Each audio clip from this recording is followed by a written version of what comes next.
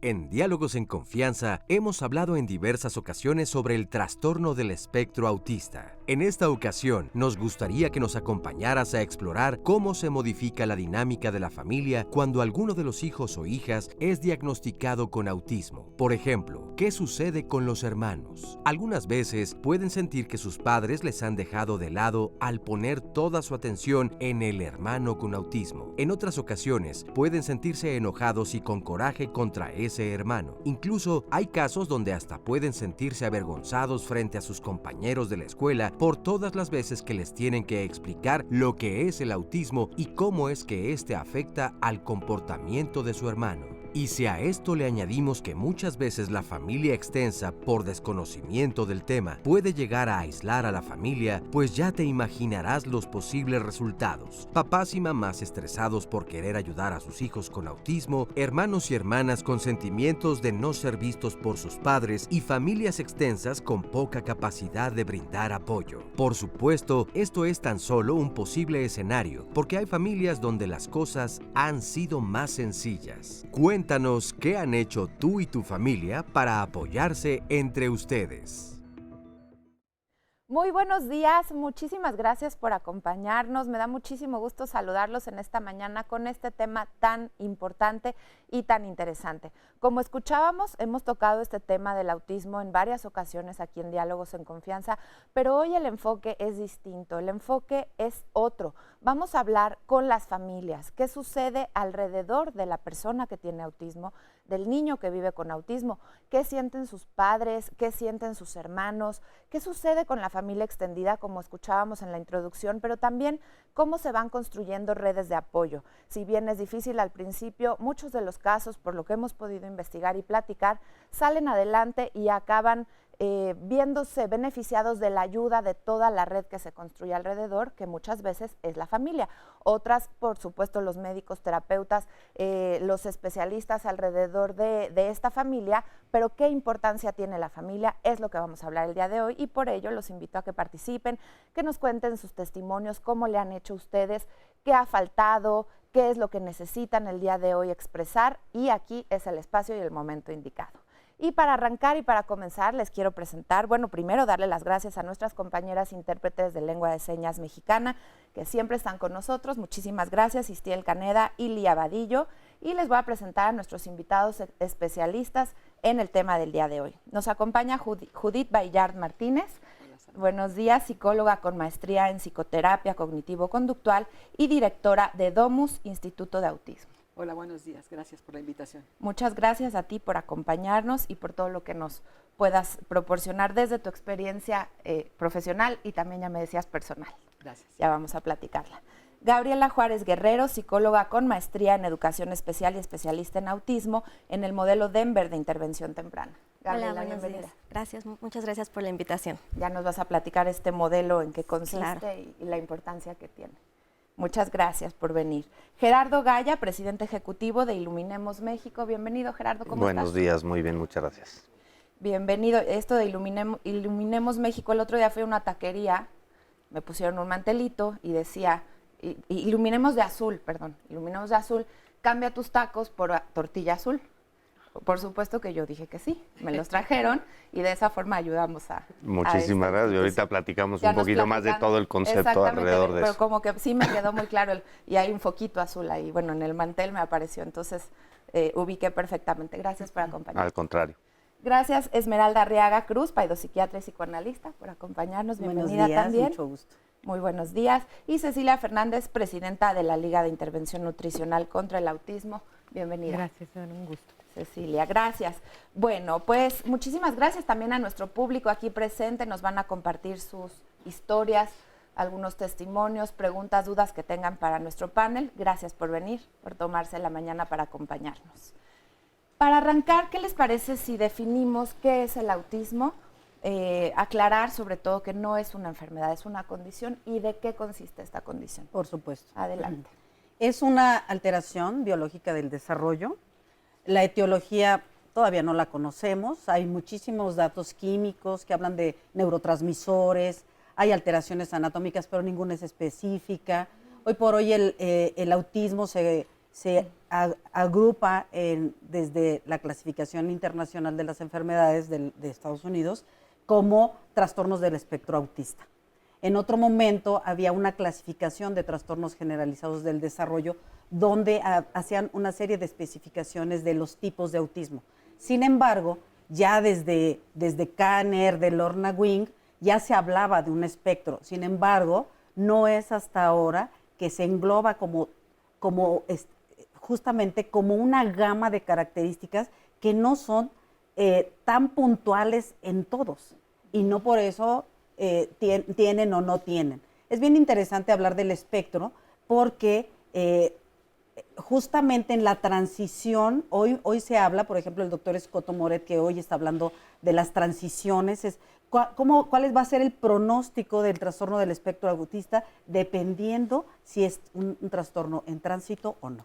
Entonces, es muy interesante porque estamos hablando de autismo, el autismo típico de Kanner, síndrome Asperger, autismo de alto rendimiento. Dependiendo de estas características, nosotros vamos a saber cuál va a ser el pronóstico de estos pacientes. Pero todos estos nombres que mencionaste se engloban en un mismo hoy por hoy en cuadro, trastornos del espectro autista. ¿Y por qué no es correcto decir que es una enfermedad?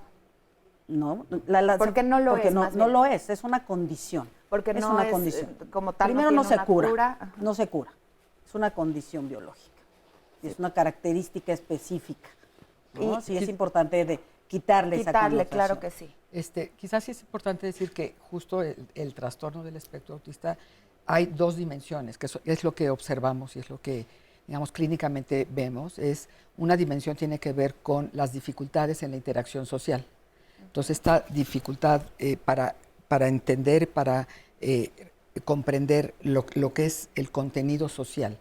Y la otra dimensión tiene que ver con el pensamiento y con las conductas restrictivas, o sea, intereses como muy focalizados y su conducta, pues ahí es donde aparecen estas conductas repetitivas, estereotipadas, ¿sí? Y estos dos dimensiones pues tienen esta diversidad que dice la doctora, ¿no? Desde muy presentes y muy evidentes hasta muy sutiles, en donde pues nosotros vemos a la persona y pues físicamente no vemos nada hasta que interactuamos con ellos y nos percatamos pues de estas dificultades, ¿no? Para poner un ejemplo en lo cotidiano, ¿quién nos puede ayudar con alguna actividad en lo cotidiano en donde pudiéramos identificar estas complicaciones en el área de la socialización, por ejemplo? Pues en la comunicación, ¿no? Que es la principal barrera que tiene la socialización, la comunicación y el lenguaje verbal, ¿no? Muchas veces puede haber chavos con autismo no verbales o verbales, que si son verbales pueden tener intereses restringidos o intereses atípicos, ¿no? Y por otro lado puede haber un tema de lenguaje o de comunicación restringida a través de no tener lenguaje. Yo creo que algo también importante, que no me dejaran mentir, es que lo que hoy sabemos de autismo no es lo mismo que se sabía hace 10 años. Va a una velocidad, afortunadamente, el conocimiento, y yo soy de los que creo que además el diagnóstico es evolutivo y la misma condición es evolutivo como cualquier persona, ¿no? Y que tenemos que hablar también de la personalidad propia de la persona alrededor de su condición o del trastorno del espectro autista con el que pueda tener. Y dentro de todo este contexto, pues obviamente lo que hoy se clasifica, probablemente en 4 años o 5 años lo van a reclasificar, porque la ciencia tiene que estar constantemente reclasificando cosas, ¿no? Entonces, mucho del reto que se tiene hoy, creo, a nivel profesional, es justamente estar actualizado respecto a todos estos conceptos y clasificaciones para poder intervenir de manera adecuada, que al final del día se trata de mejorar la calidad de vida de la persona. Claro, y que se pueda adaptar mejor a todas las actividades cotidianas, al mundo que lo rodea. Sí, otro ejemplo pero la pregunta que tú haces es muy complicada porque hacer un diagnóstico de autismo es muy complicado, claro, muy complicado. Se necesita la expertise de un especialista porque hay incluso pruebas en etapas preverbales. O sea, ¿cómo vamos a hacer una diferenciación entre el desarrollo normal de un niño y un niño que probablemente está transitando o está presentando un posible trastorno de espectro autista? Entonces, es muy, muy complicado. Pero vamos a hacer algunos ejemplos. Por ejemplo, en términos de la comunicación, vamos a hablar de un niño que sí habla, un trastorno de espectro autista que tiene buen lenguaje. Sin embargo, ese lenguaje es monótono. No tiene inflexiones, tiene problemas con la prosodia, es Parece que estás hablando con un ¿Cómo es? ¿Qué es la robotito. prosodia? Robotito. Porque si Es, no, no vamos a entender todos los el significado de las palabras, darle un Ok. significado a las palabras y no tienes que ver solo con la palabra, tiene que ver con el énfasis que le pones a la palabra. Pero además son niños que son muy propios al hablar. De pronto había maestros en secundaria que decían, me gustaría que todos fueran como este niño que es un pequeño caballerito. Y le decían, no sé, es un Asperger. Es un Asperger, porque disculpe usted, querida dama, ¿podría ser tan gentil de dejarme pasar? Son niños que hablan con una propiedad increíble, pero además tienen intereses muy particulares. Conocí a un niño últimamente que hablaba de los neutrinos. Él sabía todo lo que había pasado con esta fotografía del primer hoyo negro. Y entonces me miraba y me decía, ¿pero sí me estás entendiendo? Porque estamos hablando de cosas complejísimas. Y con esta pasión por el tema, Sí, como claro. puede ser a lo mejor los dinosaurios. Pero impresionante. Enfocado. Sin embargo, al mismo tiempo, son niños que pueden pasar muchísimo tiempo diagnosticados inapropiadamente. Son niños que dicen, es un TDA. Conozco niños que fueron diagnosticados con TDA a los 6 años, llegan conmigo a los 8 y dicen, no, claro que no, este es un trastorno de espectro autista. Sin embargo, parece que tienen un muy buen lenguaje hasta que le dices, ok, un especialista en cine, un niño que es especialista en cine.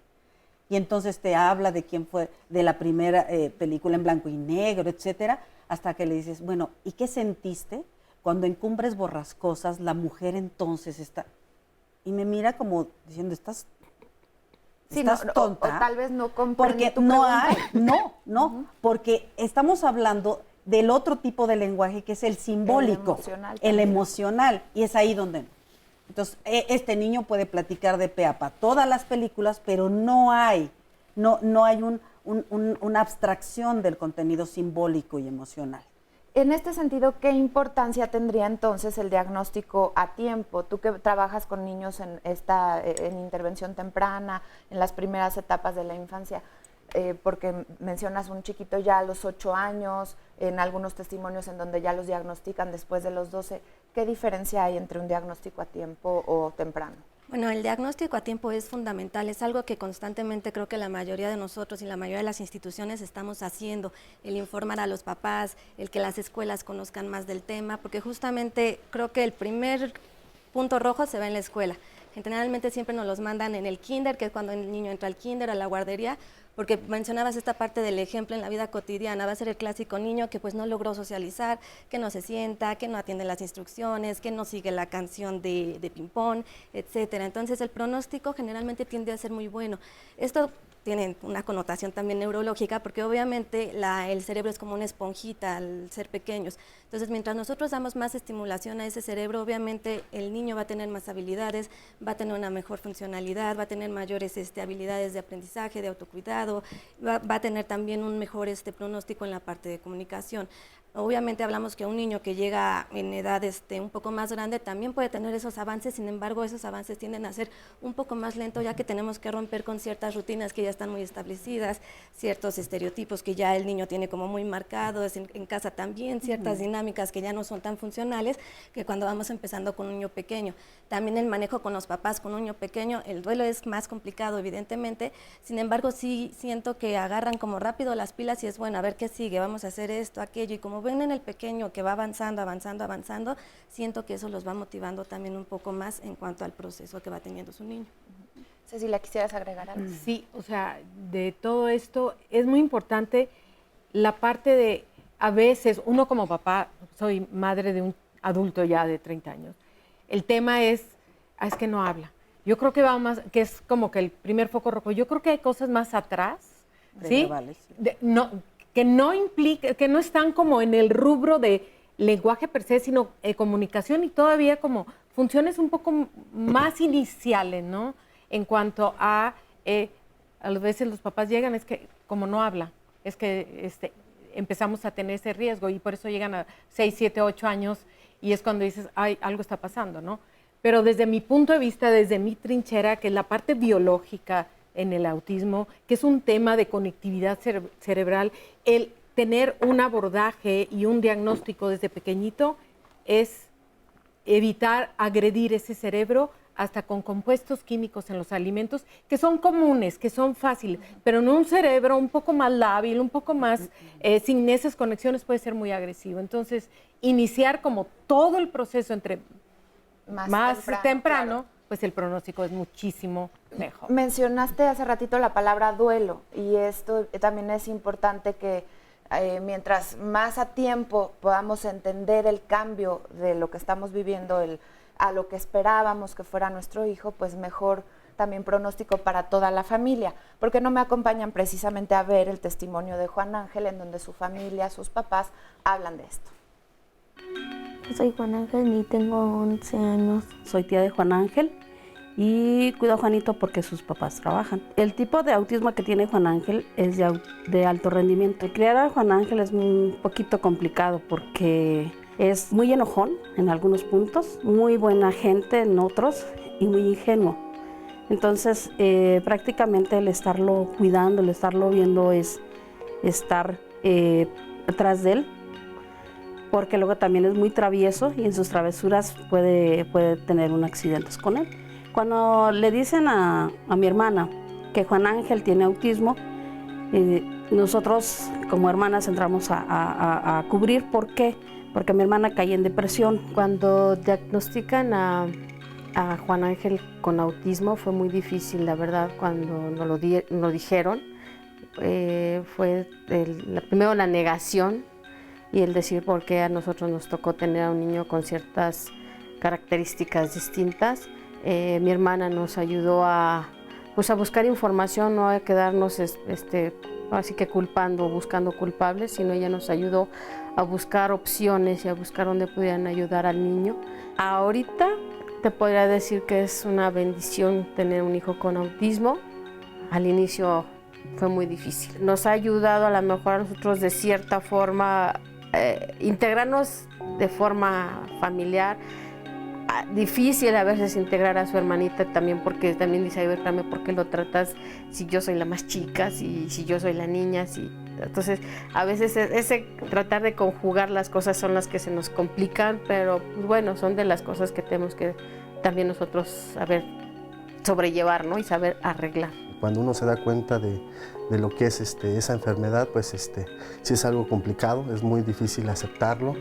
Es primero pues reclamar a Dios el por qué a mí me tocó y no a otras personas, pero después con el paso del tiempo pues es muy bonito conocer a un niño así y ser su padre. Es una persona muy cariñosa. Busca mucho que lo apapachen, que lo consientan. Aún así, aunque hace sus berrinches, de repente está enojado, pero siempre busca el cariño. Entonces es algo muy bonito, diferente, pero muy bonito. Muchas gracias a esta familia por este testimonio, gracias por compartirlo y confiarlo con nosotros. Varios puntos que analizar en ellos. Primero aclarar nada más, en la parte técnica menciona, él tiene alto rendimiento. ¿Qué significa esto? Rapidísimo. Pues mira, aunque la clasificación internacional viene una nueva definición en donde describen tres aspectos importantes. El lenguaje, digamos, el autismo per se, las características de autismo y la capacidad intelectual.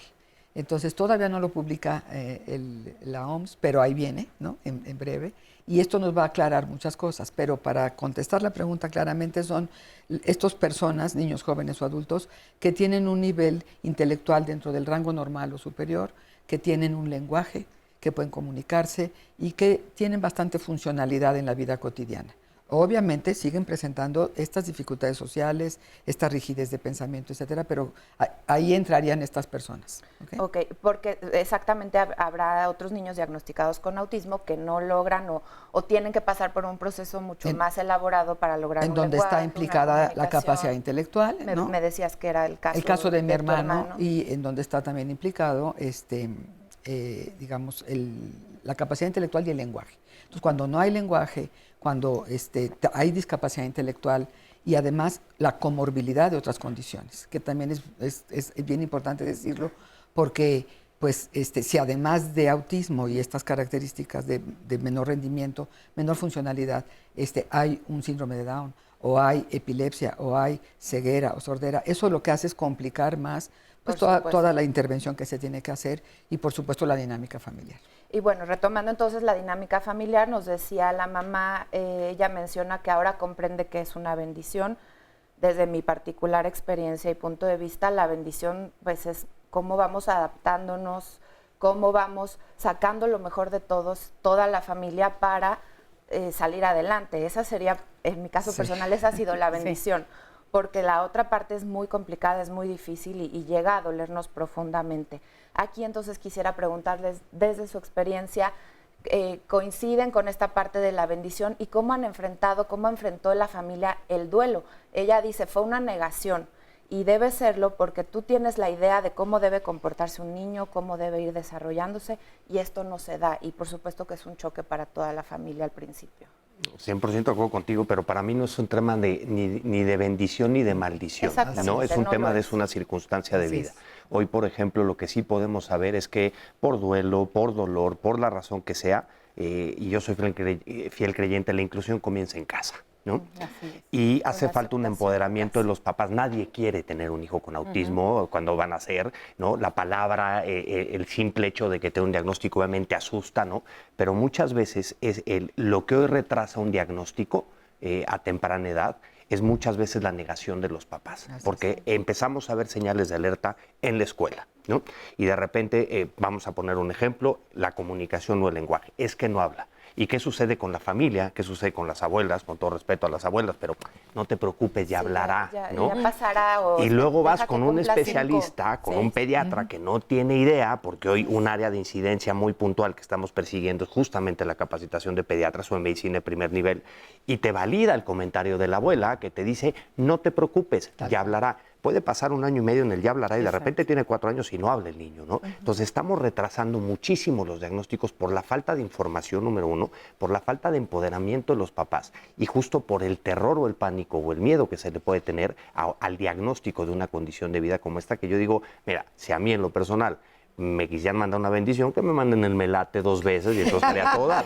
Pero tampoco se trata de una maldición, es una circunstancia de vida. ¿Qué pasa? Y ya lo vamos a ver en un testimonio más adelante. También hay casos en donde el médico te da el diagnóstico como algo catastrofista, no te explica qué te vas a enfrentar, te pone en el extremo de lo peor que puedes llegar a vivir con un hijo con autismo y entonces te deja así, ¿no? Y hay 2 maneras de afrontarlo. Tú llegas con un especialista que te puede decir, tienes un hijo maravilloso, con estos retos, con esta condición, y esto es lo que vamos a hacer, ¿no? O puedes llegar con un especialista que te diga todo lo que no va a poder hacer, para que se te venga el mundo abajo, para que entres en una etapa de duelo, que te tires 2 años en depresión absoluta. Obviamente, si te están desahuciando a tu hijo, ¿no? Hace falta un tema de capacitación en evolución diagnóstica también impresionante a los doctores, para que, yo no digo que nos vendan una falsa esperanza, ¿no? Pero al mismo tiempo que nos den las herramientas para estar esperanzados, porque lo único que necesitamos es esperanza y empoderamiento. Y un correcto acompañamiento. Y yo agregaría algo, en el caso del autismo, a diferencia de otras discapacidades,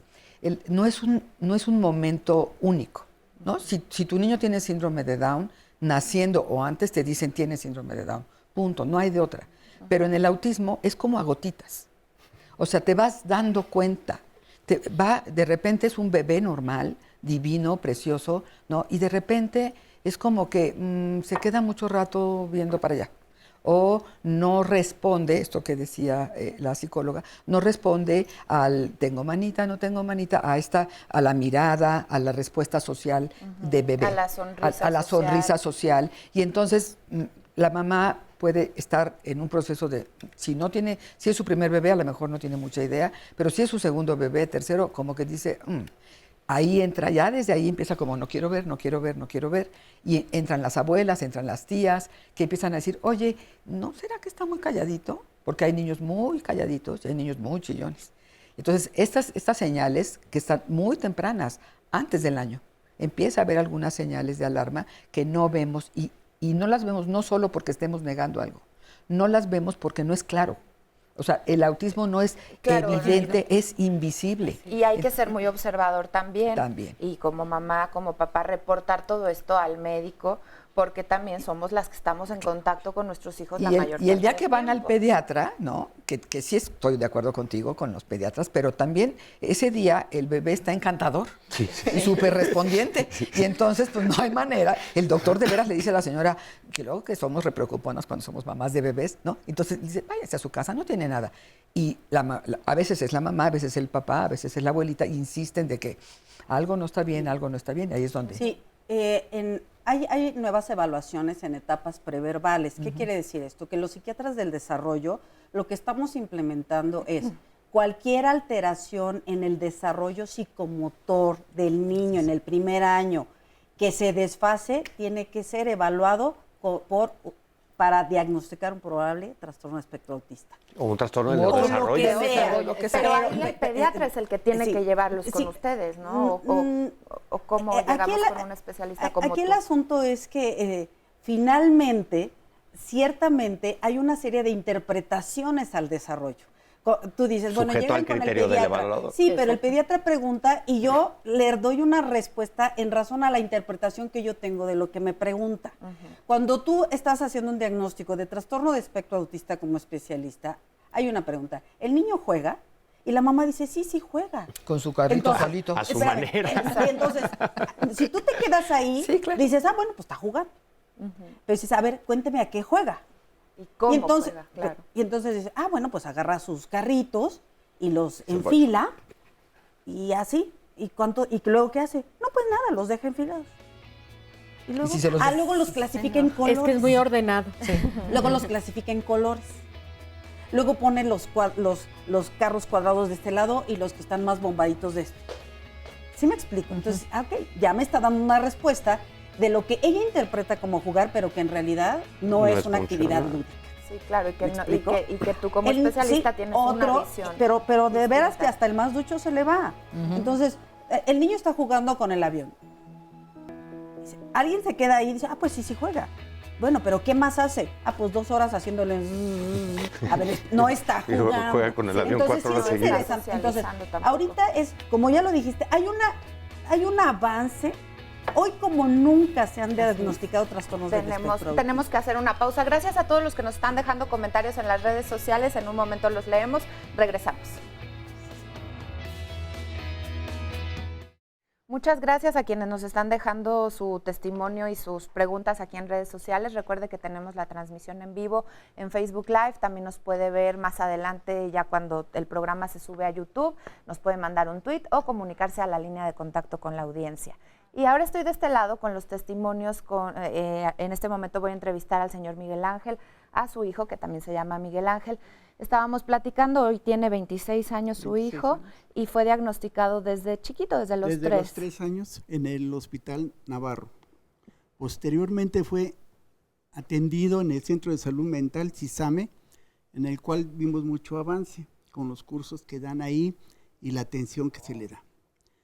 Eso fue mucho bien beneficio para los padres que ahí nos den cursos de cómo atenderlo. Lo principal es que a ellos les demos la mayor atención. Ellos quieren participar, pero como mi hijo no se puede comunicar verbalmente, su atraso mental está asociado con el autismo.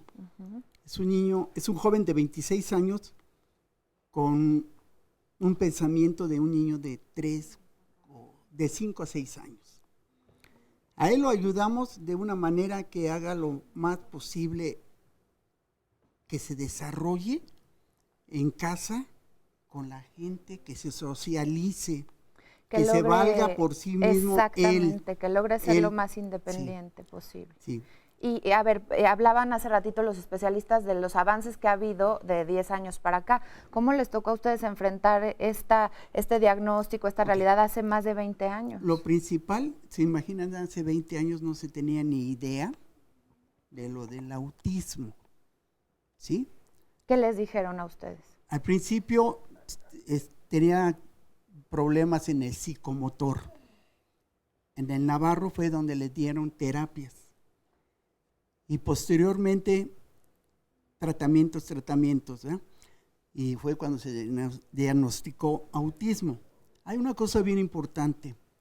lo principal es aceptarlo. Exactamente. Aceptarlo. ¿Cómo lo aceptaron su familia? De la mamá, ¿tienen más hijos? ¿Hay hermanos? Hay un hermano 1 año más chico y una hermana más grande. ¿Cómo lo fueron viviendo? Fue aceptado bien, bien. Es querido porque pues nomás se le va en risa. Para él no hay otra cosa más que participar. Le gusta salir a la calle, no habla bien, no escribe ni lee. Pero si ustedes lo ven, se sabe comportar en cualquier lado. Me saludó, hasta se puso de pie, ¿verdad, Miguel Ángel? Que vienes bien elegante para el programa. Me saludó muy bien. Sí. Pero, por ejemplo, en estos 20 y tantos años ustedes han buscado esta independencia de él. ¿Y qué piensan que puede ser más adelante en un futuro en donde probablemente ustedes van a necesitar más ayuda, lleguen a faltar? Llega ahorita un problema muy básico. Yo tuve un problema de salud, entonces tengo que poner en regla muchos papeles para que él quede protegido, ¿sí? Claro que sí. Entre ellos se encuentra el de ¿cómo se llama? El juicio de interdicción. Sí, y por si no tienen idea, eso sale un poco caro. Y sabe que lo importante de eso es estar bien informado y estar bien asesorado. Sí. Ahorita vamos en un momentito a ver Sí. una cápsula al respecto. Yo veo muchas personas que, como él, tienen autismo y hay veces que los tienen encerrados, les da pena. No, eso no debe de ser, Contimás. Yo por lo regular a veces siempre ando vestido igual que él, porque se han hecho ejercicios en los cuales los padres, cuando se les pierde un familiar con una discapacidad, lo primero que le preguntan es cómo venía vestido, y a veces ni siquiera sabemos cómo veníamos. Por lo regular, mi hijo y yo a veces nos vestimos igual. Y veo que trae aquí su identificación. Además también. tiene su identificación con todos sus datos. Es un joven que tiene su cartilla militar, su de lector, su CUR, porque es un ciudadano, Claro en toda que la sí. extensión de la palabra. Tiene todos los derechos. Así es. Muchas gracias, señor Miguel Ángel. Gracias a su familia por lo que nos comparten. Vamos a ver esto tan importante del juicio de interdicción. Gracias por compartir su testimonio y cualquier duda, seguimos aquí en redes sociales. Vamos a lo siguiente. Gracias, hijo. Miguel. El juicio de interdicción lo prevé la ley y autoriza a un juzgador de lo familiar para poder otorgarle la representación o la tutoría a una persona mayor de edad que sufre de una discapacidad física o mental y que no pueda valerse por sí mismo, y se le otorga un representante para representarlo tanto jurídica como civilmente, y se hace a través de los juzgados de lo familiar. El promedio de tiempo para poder ventilarse y resolverse un juicio de jurisdicción voluntaria, si no hubiese oposición, yo creo que tardaría aproximadamente de 3 a 5 meses. Tienen que tener 2 dictámenes médicos por parte de instituciones públicas y tiene que hacerse bajo la presencia del juez. Preferentemente el tutor debe ser elegido dentro de los familiares cercanos. Siendo los hermanos, regularmente se busca al hermano mayor. De no ser así, se busca una persona que tenga honorabilidad y tenga una calidad moral probada, que puede ser un familiar más lejano o puede ser incluso una amistad del interdicto. El juez manda llamar a todas las partes involucradas en este procedimiento de interdicción y a su juicio él podrá hacer las preguntas necesarias para hacerse valer de todos los elementos y probar la honorabilidad de estas personas. La honorabilidad de alguna manera se prueba no teniendo antecedentes penales. No es la única, pero es un requisito, digamos, indispensable. Ahí ya nos queda más claro que es este juicio y quién puede o debe ser el tutor de una persona que así lo requiera, porque también hay que decir que no es para todos los casos en donde hay una discapacidad, ni tampoco en todos los casos de autismo. Creo que querían decir algo al respecto de Miguel Ángel y de su papá. Pues primero que nada felicitarlo. Yo creo que sí, efectivamente, hace 20 años había un conocimiento en este país, y en el caso mío, personal, hace 44 años nació mi hermano. Y te podrás imaginar que hace 44 años, de verdad, ni siquiera el diagnóstico se le dio en México. Mis padres tuvieron que viajar a Estados Unidos, ahí fue diagnosticado.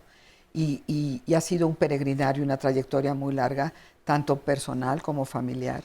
y pues mi mamá fue una de las fundadoras de Domus, lo cual lo digo con mucho orgullo porque pues hay papás que lo que hacen es enfrentar esto con mucha dignidad y construyendo, no deprimiéndonos, no negando lo que nos tocó vivir, sino pues nos damos cuenta de que no había nada. En aquel entonces en México no había ninguna institución y lo que hicieron 3 familias fue, pues vamos a ponerla, vamos a hacerla. Y justamente de lo que van haciendo es de lo que se va haciendo el diagnóstico más a tiempo, Exacto. hay más probabilidades de terapia, va Así es, ¿no? creciendo la red de apoyo. Y yo subrayaría algo, lo que dijo Miguel Ángel es un ciudadano.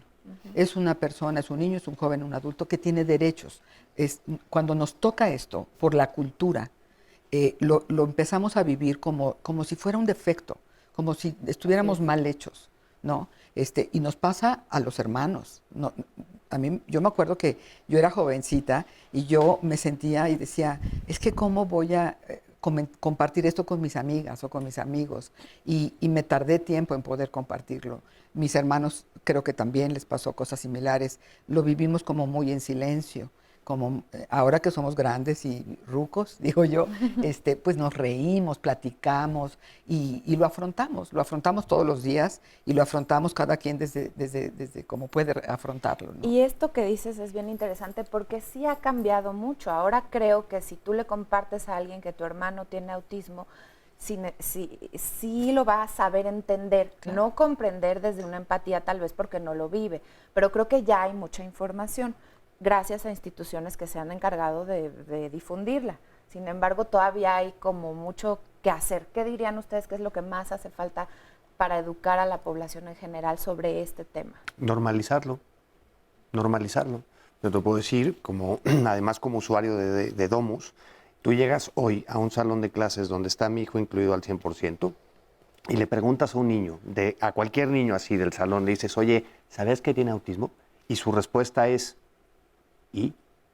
Ya no es un tema. Sí sé, pero pues, ¿y qué, no? O sea, ya da igual, tenemos que normalizarlo al punto, ¿no? Porque obviamente eso empodera no solo a los padres, no solo a los hermanos, a la sociedad en general, que muchas veces, por eso digo, la inclusión comienza en casa. Es la primera barrera, pero después está el siguiente entorno y después todo el entorno social, ¿no? Ahorita que hablas de que comienza en casa, amanecí en el Facebook con una noticia que me mandó mi hermano que compartió respecto a una niña con algún trastorno en el desarrollo. No especificaba que fuera autismo, me parece que más bien era como un retraso, que en España, es la noticia de España donde vive mi hermano, la mandaron a un campamento y vieron la noticia y entonces los papás de las niñas que iban a compartir habitación con esta chiquita se quejaron. Entonces estamos hablando de otra familia en donde no hay un caso de autismo, no hay un caso de discapacidad, pero están discriminando a las otras familias. Entonces, la inclusión empieza en casa desde todas las familias. Tengas la discapacidad en tu casa o no la tengas. No sé si la palabra sea normalizar tanto como concientizar. Es bien interesante ver cómo la sociedad puede entender perfectamente la condición si lo informas apropiadamente. Sí, en realidad hacer un tratamiento integral con un niño con trastorno de espectro autista incluye a todas las áreas que toca el niño. A todo el personal, por ejemplo, de una escuela. Sí, pero por supuesto. Entonces, ¿cuál es la diferencia de un niño que va a una escuela regular, que lo ven que tiene características particulares, y dicen, bueno, ¿qué tiene? He tenido la experiencia de ir a esas escuelas y enseñar qué significa esto. Y enseñarles que no es que el niño quiera tratarlos mal, que no es que el niño sea grosero porque les dice, ¿por qué estás tan gorda? No, pues es que es brutalmente honesto, no sabe decir mentiras. Yo creo que estoy un poco de aquí a favor con ella. Entonces, cuando tú vas ahí, cuando vas y enseñas esto, ok, ya entendí. Nosotros hemos creado una hoja de recomendaciones para maestros donde dice, mire, el niño tiene circunstancias en estas tres áreas de su vida. De tal manera que, por favor, no lo tome personal, el niño es brutalmente honesto, no le hable con doble sentido, el niño no entiende chistes, el niño tiende a comunicarse con un lenguaje muy particular, bla, bla. Hemos ido a escuelas por ejemplo, de CCH hablar con un auditorio, porque hay una paciente con trastorno espectro autista de tipo Asperger. ¿Y cómo lo Es reciben? impresionante, ¿Con porque a mucho partir de que ellos supieron que había una condición así, por lo menos detecté 3 más ahí, por lo menos.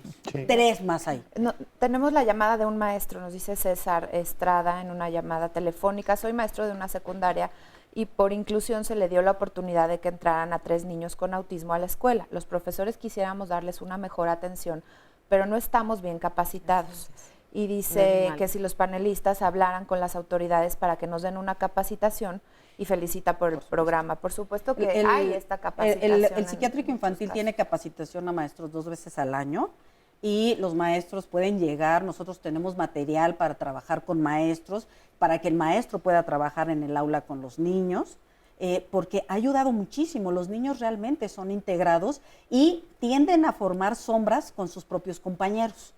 Hay niños Asperger, niños autistas, que ya tienen a un compañero sombra, un acompañante, que van por todos lados con ellos. Sobre todo porque ahí ya son niños, pero son niños que están, no, estoy hablando de niños de kinder, no, estoy hablando, tengo un niño de preescolar que tiene un compañerito que le hace de su sombra y que con él hace todas las actividades. Y que tiene 18 terapeutas en el aula. Gabriela, querías tú también. Pero ya con este tipo de conciencia. Sí es bien interesante. ¿Por qué? Porque la población informada es una población que aporta. En realidad es lo que podemos afortunadamente ver en términos generales. Y en el área de los maestros, importantísimo que estén capacitados. Sí, creo que es muy importante como el empoderar a la familia y empoderar a hermanos. Un poco de lo que hablaban aquí tanto el invitado y demás. Lo que buscamos mucho, y creo que se debe de buscar ya en la actualidad, anteriormente era como terapia, yo lo hablo desde mi trinchera, niño y terapeuta, ¿no? Y hablabas con el papá, ya aprendimos esto, y llegaba a casa y en casa decía, pues no hacen nada. Entonces mucho es enseñar al papá, mucho es enseñar al hermano. Una vez cuando nosotros invitamos a los hermanos a terapia, realmente se la pasan increíble porque dicen, mi hermano sí juega, así es como juega. Entonces le abres como una ventana al hermano de ver que no es el niño que no puedo acercarme, o le enseñas cómo jugar y demás. Y en la parte de qué es lo que hace falta, yo creo que sí esta parte de capacitar más. Ya veo que hay mucha gente mucha más dispuesta, desde doctores, desde espacios públicos, escuelas y demás. Lo que sí falta es como mucha información. Y una vez que tú le pones el título a lo que tiene el chiquito, vas a una escuela y puedes hablar con niños de preescolar, puedes hablar con niños en primaria, en CCH y demás, pero cuando tú le pones un nombre y le ayudas al chavo a entender en palabras cortas y en el pensamiento de él qué tiene esta persona, es más fácil incluir. Sí he sabido de casos de papás que me dicen, es que no quise decir, mejor me salí del restaurante y me fui. En ese momento es, no, o sea, tú di que tiene, cómo lo puedes tratar. Y creo que si tú le dices al comensal cómo tratarlo, también el comensal se abre. Hay comensales que no, ¿verdad?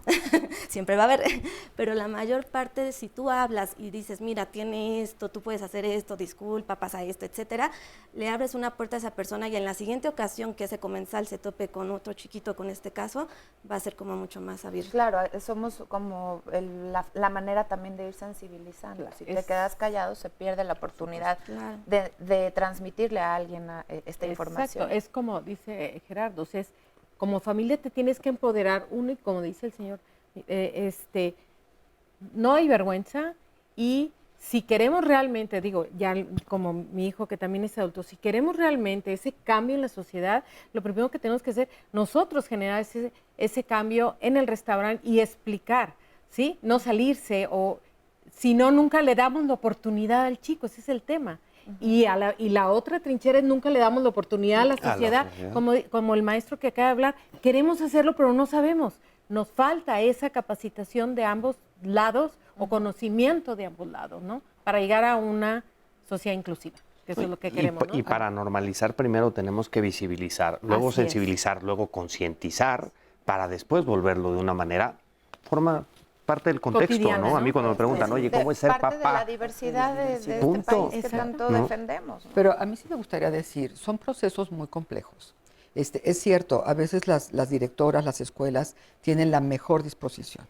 A veces el especialista está haciendo bien su chamba, pero a la hora de que va el niño a la escuela, todos los días se va a enfrentar a distintos retos. Tiene dificultades para ajustarse, para socializar y tenemos que ir acompañando el proceso. ¿no? Sensibilizando, haciendo conciencia, pero enseñando y siendo buenos modelos. Nos ha llevado mucho tiempo, en el ámbito educativo es todo otro programa.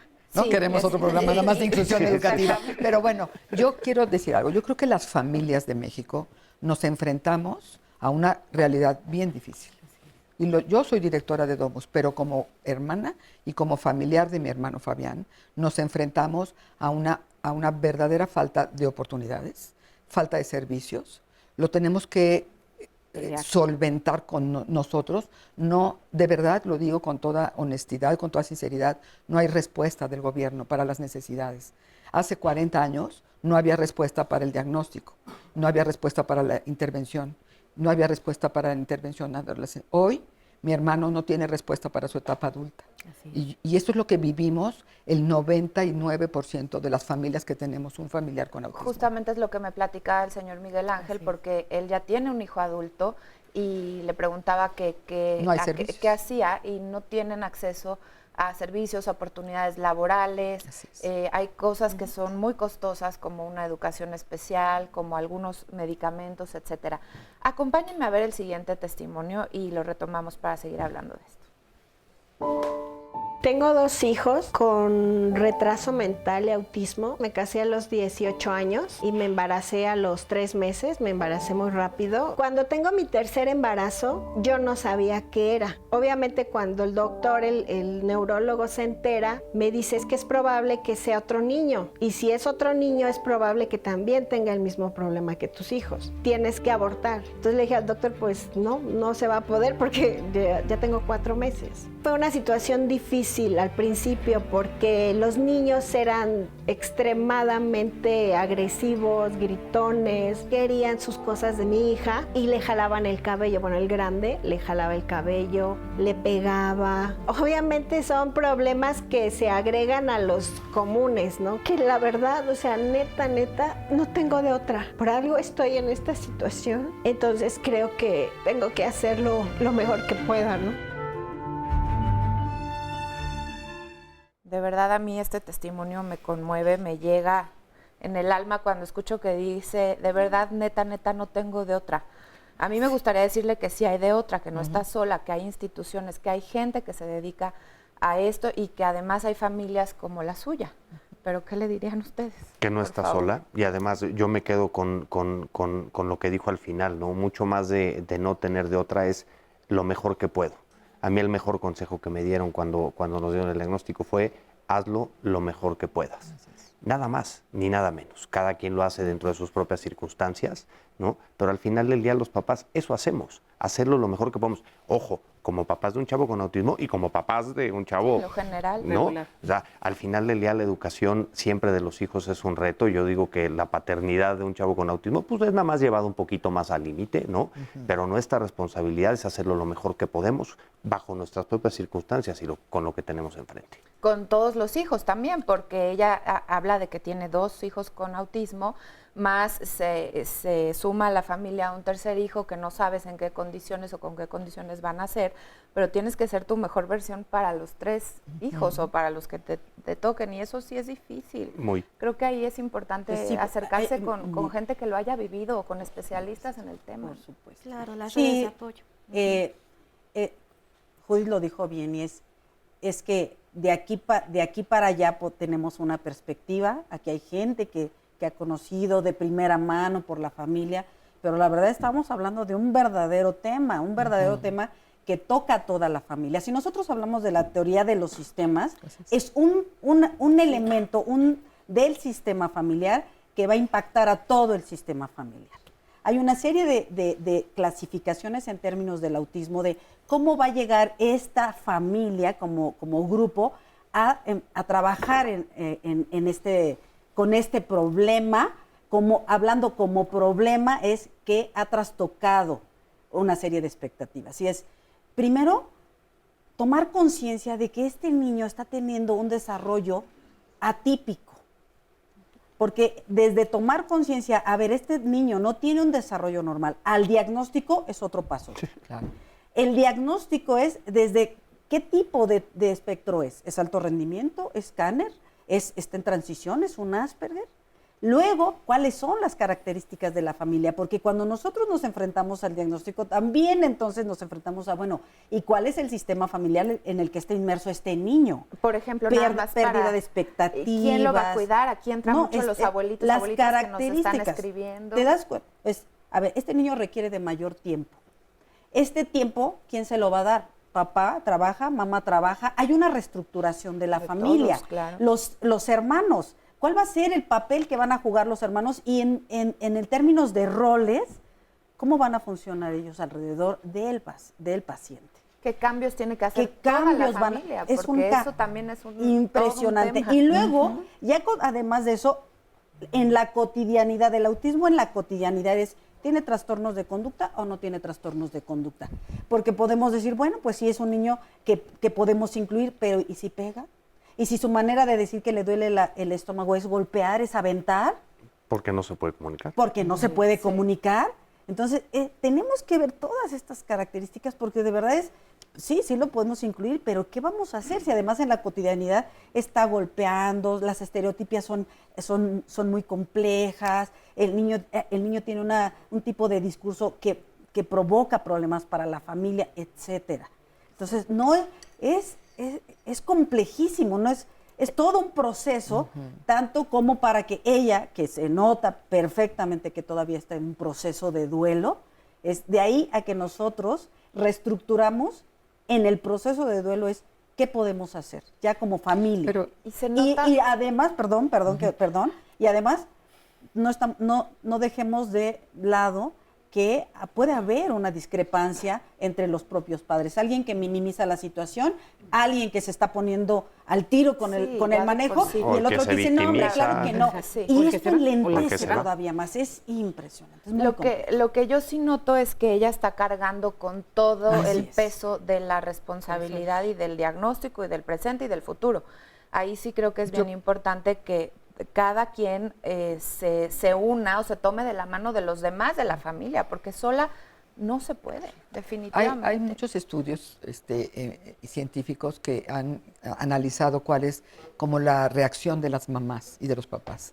Y lo que nos dicen es bien preocupante. Las madres de niños con autismo presentan niveles de ansiedad y depresión los más altos en comparación con otras discapacidades en los hijos. Así es. Y esto no lo estamos atendiendo, esa es la verdad. Estamos sobreexigiendo a las mamás que resuelvan como si les das la noticia y ya, lo que sigue, ponte a trabajar.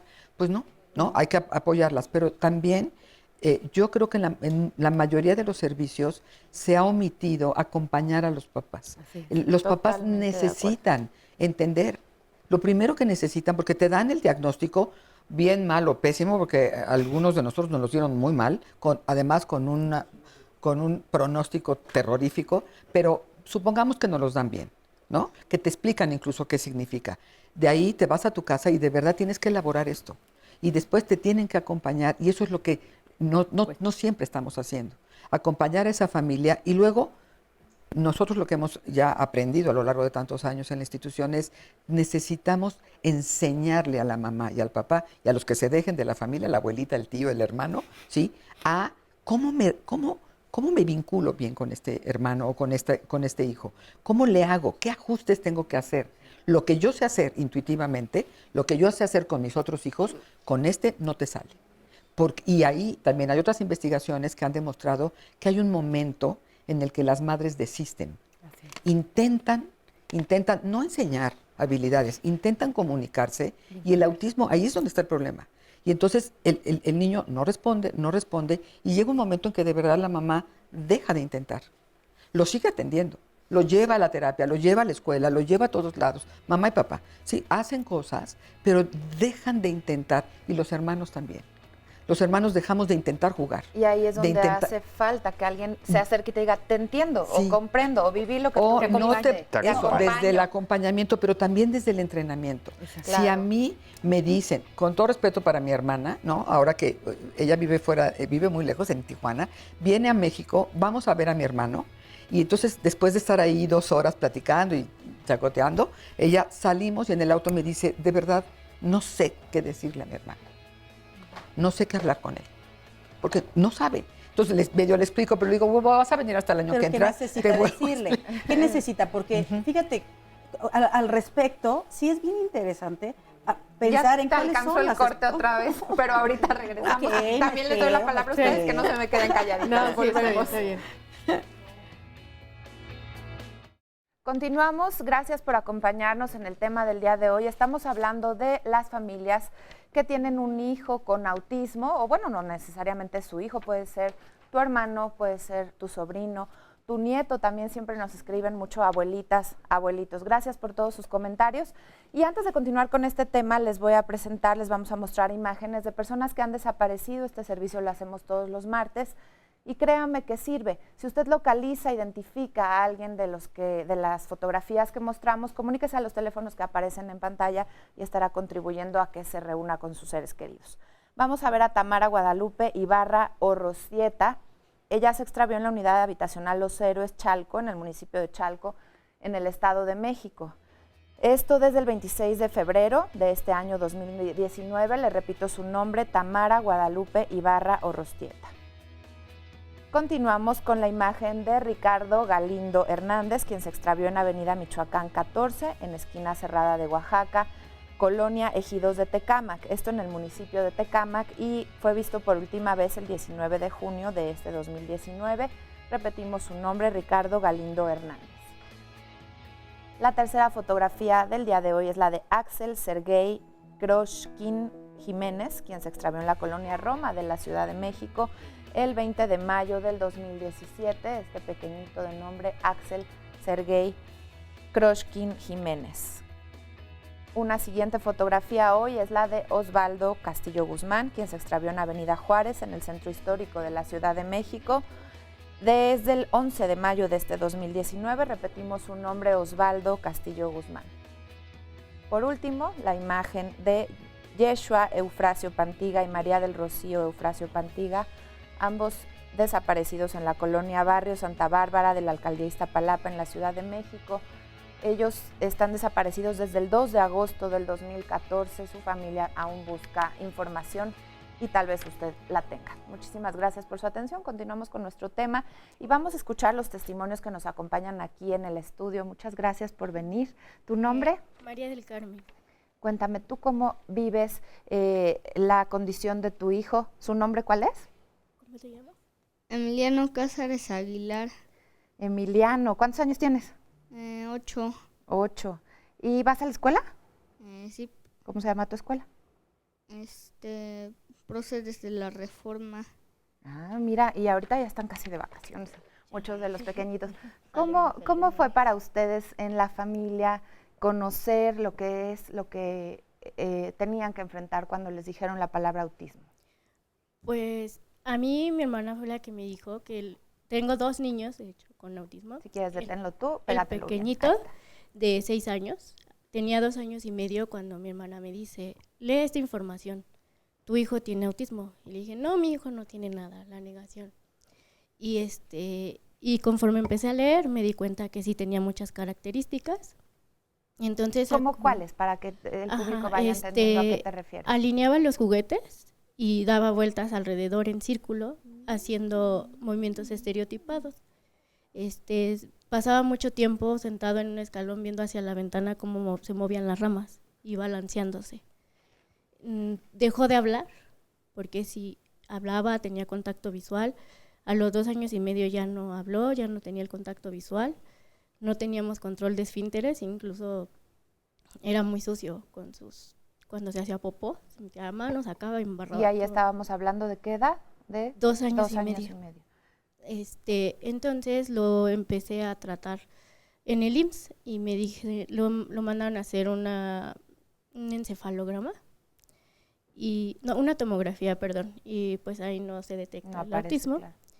Y entonces acudí al CEPI, que es una institución que ayuda a personas con autismo en las tardes, dan terapias, y con él porque me mandaban del kinder, que representaba que no se involucraba con los compañeros, no jugaba. Él en ese entonces, cuando hablabas de tu otro pequeño de 2 años y medio, ¿él ya cuántos tenía? Él tenía 5 años. Pero no había presentado las mismas características de tu pequeñito, o No, sea, son distintos sí, en son cada caso. distintas características. Y acudimos al CEPI y me dijo una terapeuta, ¿cuántos años tiene Leo? Ya tenía 3, le dije 3 y me dijo, pues sí, tiene muchas características de autismo. Ya tenía yo programado una cita en CISAME, porque son muy extensas las citas ahí. Y entonces yo les dije, pues ahorita no me interesa un diagnóstico, me interesa saber qué puedo hacer para sacarlos adelante. Y conforme ya entramos a CISAME y nos dan un curso a los papás de 5 sesiones para comprender qué es el autismo. Entonces ahí platicando con otros papás y así me di cuenta que Emiliano tenía muchas características del síndrome de Asperger. Un día que nos citaron una función de cine, entré y vi una función que se llama Mundo Aspie y había un chico de 11 años que tenía muchas características iguales a Emiliano, pero él ya estaba diagnosticado con TDAH. En ese momento te sentiste bien acompañada de otras familias, te diste cuenta que no estabas sola. ¿Sí fue así? Sí, se siente bien. Y en tu caso, ¿quién como figura de tu familia ha sido la que más te ha apoyado? Pues todos, mi papá, porque yo soy madre soltera, entonces pues me dijo, tú no puedes trabajar, tú dedícate a tus hijos y yo los mantengo. Trabajar, trabajas mucho porque sí, bueno, pero un trabajo fijo no tenía por cuidarlos. Un trabajo remunerado y te pudo ayudar entonces tu papá. Sí, mi papá es el que nos apoya para pasajes y así, porque es una demanda de pensión alimenticia, pero pues nos dan 600 pesos a la semana para los 2 niños y pues no alcanza para nada. Entonces mi papá dijo, tú no trabajes, yo me dedico, tú dedícate a llevarlos a terapias, a la escuela y así. Entonces encontré un kinder en la unidad de Independencia y llegué y les dije, pues mi hijo tiene características diferentes en Emiliano, cuando lo cambié de kinder y me dijeron que sí, que lo aceptaban. Y ahí es donde está ahora. No, él ya está en primaria. Ah, ya. ¿Y en el caso del pequeñito? Igual lo ingresé al mismo Ya preescolar está cuando para segundo de kinder y lo aceptaron muy bien y como decían, tenía una acompañante sombra. Una niña se encargó de ayudarlo para todo y lo incluyeron muy bien y lo aceptaron y era muy querido. Ahorita ya se va a primaria y me recomiendan que lo lleve a un camp, pero pues yo me aferro a la escuela regular porque ya hice una escuela regular con Emiliano. No era una escuela regular. Una escuela regular no era inclusiva porque no tenían la preparación. Y me mandaban a camp. Y me dijo la maestra, yo no estoy capacitada, pero le dije, yo tampoco y me tengo que fletar con 2. Pero estoy yo para explicarle. Y entonces hice una escuela inclusiva y maestros que ahorita se están preparando. Ahí está lo que decíamos hace ratito, la importancia de levantar la voz. Muchísimas gracias por tu testimonio, gracias por venir. Por acá tengo a Eva. Hola Eva. ¿Y? El Jorge. Jorge. ¿Qué tal? ¿Cómo están? Bien. Gracias por venir. Platíquenos un poquito de su familia, cómo está compuesta. ¿Tienen más hijos? Bueno, nosotros tenemos hijos grandes. Como puedes ver, somos una pareja más grande, no tan joven. Yo tengo un hijo de 23 años, entonces prácticamente Jorge es como si fuera el hijo único, porque el otro ya tiene sus actividades y muy aparte de...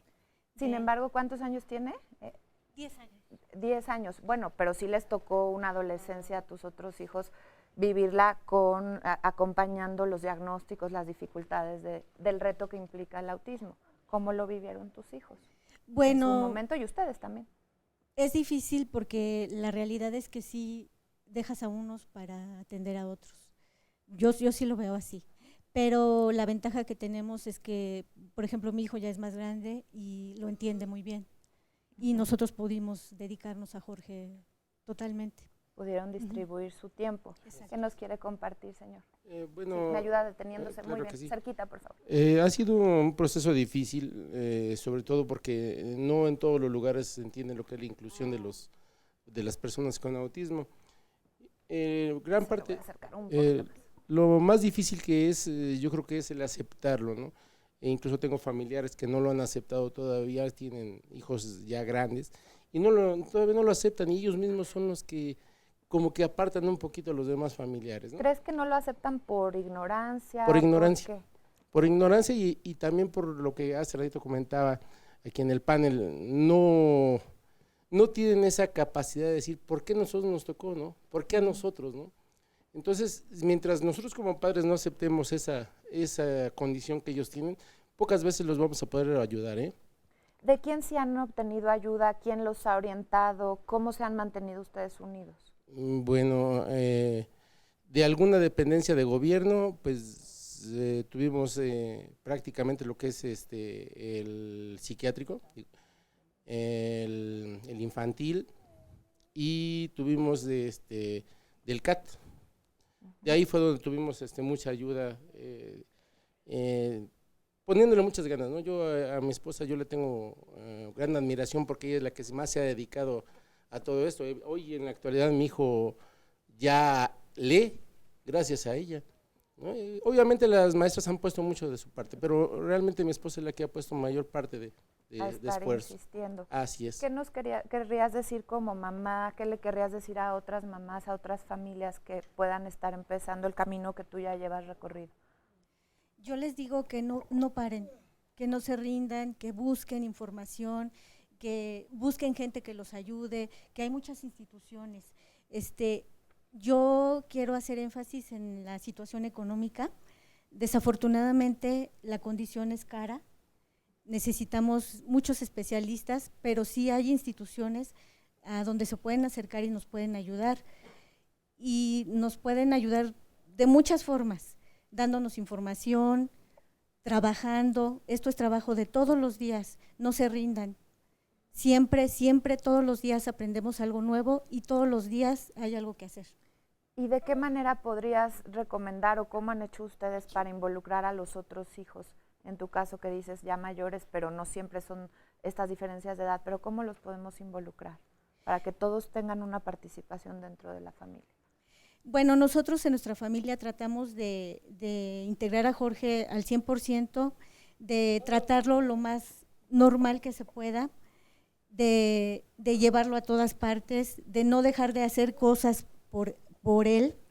Como decían hace rato en el panel, si llegamos a un lugar donde nos tratan mal, lo encontramos todos los días eso, pero hay que informar a la gente, para que la gente sepa y para que la gente se abra, porque hoy en día vivimos mucho el qué dirán y no el qué sentirán. Y la verdad es que nosotros, los que vivimos esto, sentimos muy feo. La gente nos castiga con una mirada, con una mala palabra, con muchas cosas que nos hieren, pero aún así nuestra labor es seguir, informar, que la gente sepa que estas personas existen y que somos seres humanos como todos. Muy importante lo que nos dices, que nos pongamos a pensar qué siente esa otra familia Así y de es. qué manera puedo ayudar yo a que se sientan tal vez un poco mejor. Muchísimas gracias por tu testimonio, Gracias a por su ustedes. testimonio, por acompañarnos, y todavía tenemos un testimonio más grabado, vamos a verlo. Tengo 4 hijos. Axel, de 17 años, fue diagnosticado con síndrome de Asperger en el 2008. Yo llevaba varios años, prácticamente desde que él tenía 2 años, llevándolo con psicólogos. En ese entonces pues era lo que creía que él necesitaba. Finalmente llegué a un lugar con un neuropsicólogo. A la hora de que me dan el diagnóstico me dijeron que mi hijo tenía el síndrome de Asperger y que tenía que cuidarlo mucho porque cuando yo faltara, normalmente ese tipo de personas quedaban como vagabundos. Fue algo así muy traumático. No me explicó qué era el síndrome de Asperger, no me dijo cuáles eran las ventajas, las desventajas. Yo salí llorando del consultorio. No podía ni hablar. Recuerdo que me subí al transporte público sin siquiera poderle decir al conductor a dónde me llevara, nada, ¿no? Estuve muchos meses con muchísima depresión. Después llegué a lo que fue CISAME, donde lo volvieron a evaluar. La gente, al vernos bien de fuera, no recibimos mucho apoyo. tampoco sé cómo pedirlo. Yo he visto que hay muchas mamás que tienen hijos con autismo, con Asperger, quienes tienen una red de apoyo grande, pero creo que es porque saben pedir ayuda. Yo no sé pedir ayuda, yo me dediqué a investigar muchísimo. Primero no había muchísima información, después me di cuenta que empezaba a ver, busqué mucho, empecé a ver que habían distintos tipos de Asperger. Me daba cuenta de los síntomas y veía que encajaban mis hijos, pero cuando empecé a leer algo de autismo en femenino, me di cuenta que encajaba yo, que encajaba mi hija. Llevé a todos a CISAME, sin embargo en CISAME no supieron darme una respuesta bien con respecto a mi hija, Heidi. Y después me quedé con una psicóloga clínica y actualmente pues vamos con ella, nos atendemos con ella porque CISAME nos queda muy lejos. O sea, es muy bueno, pero nos queda muy lejos. En la actualidad ya tengo muy confirmado que todos tenemos Asperger. Para mí lo más difícil de vivir con Asperger es que siento que el mundo no está hecho para nosotros. A veces me da esa sensación, ¿no? Dentro de casa sé lo que les pasa, obviamente no todo, pero tengo una muy buena idea de qué les pasa, qué les sucede. Hay mucha comprensión entre nosotros con respecto a eso. Soy una mamá que tiene Asperger y tengo 4 hijos que también tienen Asperger. Muchísimas gracias por este testimonio, por esta familia que nos comparte su historia. Más adelante vamos a escuchar al hermano de la señora que escuchábamos, su testimonio, y también a uno de sus hijos, un poquitito más adelante. Mientras tanto, les comparto algunas de las experiencias y comentarios del público que nos sigue en redes sociales. Nos dice Leonora Conde: mi hija tiene síndrome de Asperger y estoy en total acuerdo con lo que se comentaba hace ratito en el panel. Como papás de un niño con autismo llegamos al límite y lo hacemos de la mejor forma que podemos. Luchamos contra mucho. Es verdad, es algo muy complejo, pero aún así lo volvería a hacer. Ella me eligió como su mamá, entonces no puedo defraudarle. La hago que sea valiente, la hago que se acepte. Es difícil. Mi esposo también tiene síndrome de Asperger, fíjense ahí también hablando de toda una familia y sus características particulares. Acá nos dice Nancy: me dicen que mi hijo tiene rasgos de autismo, pero no me han dado un diagnóstico tal cual. ¿Dónde podría obtenerlo? Muy importante que se acerque a un especialista. Más adelante, recuerden, ponemos todos los datos de nuestros invitados en las redes para que los contacte. No nos da la edad, pero bueno, ojalá nos pueda volver a decir un poquito más de información y que se comunique con alguno de ustedes. También nos pregunta cómo se puede ayudar a un niño con autismo cuando tiene una crisis. Nos preguntan por acá algunas mamás, lo que me gusta de las redes sociales, ya van dando algunas recomendaciones desde su propia experiencia. Red de apoyo. Ahorita nos dicen ustedes qué es lo que podría ayudar más. Jimena Lugo nos dice: felicitarlos por el tema de hoy. El trabajo en la familia es arduo para difundir lo que es esta condición de vida, tanto en la comunidad como en la escuela. Afortunadamente en la escuela donde va mi hijo lo han incluido de tal manera que todos y cada uno de los compañeros y maestros lo cuidan y apoyan. Felicita específicamente a Gerardo por su trabajo, las acciones que hacen con nuestros hijos para que sean incluidas. Ahorita a ver si nos ayudan también a compartir cada uno desde su experiencia qué es lo que hacen. Se me estaba quedando calladita Gabriela, también Cecilia. Ayúdenos con la parte de lo que es más importante destacar en la escuela. Así quieren, nos vamos uno por uno con lo que hacen desde su especialidad. Bueno, desde mi especialidad nosotros nos dedicamos mucho a la parte de sensibilización y capacitación. En la parte escolar trabajamos mucho con maestros y con los mismos alumnos, haciendo actividades de sensibilización para que vayan entendiendo a nuestro chico, a nuestro niño que está dentro del trastorno del espectro autista. Entonces muchas veces algo que creo que no hemos hablado es la parte sensorial, que es como una de las cosas que siempre vamos a encontrar en el tema del autismo o en una persona con Asperger. Entonces, a través de cuestiones lúdicas trabajamos mucho el cómo siente tu compañerito cuando están todos como ya regresando del recreo y todos están desbordados, ¿no? O cómo siente cuando pintas, y todo lo trabajamos mucho con la parte de visual, ¿no? En esta parte de no puedo ver lo que veo, entonces tengo que sentir para buscar empatar un poco lo que puede llegar a sentir su compañero ante esta situación y se vuelvan un poco más sensibles. También buscamos mucho trabajar con papás en cuanto a los demás niños. Muchas veces lo que comentaban, los niños no son los que excluyen, muchas veces es el papá que le dice, no te acerques a ese niño porque es raro. Entonces muchas veces los papás son los que van alejándolo cuando para un niño es lo natural de acercarme con cualquier niño y ponerme a jugar, ¿no? Entonces buscamos mucho trabajar con directores y todo esto y tratar de, si nos permiten, no muchas escuelas lo aceptan, platicar con el público en general de qué es el autismo sin etiquetar, y este es el niño, ¿no?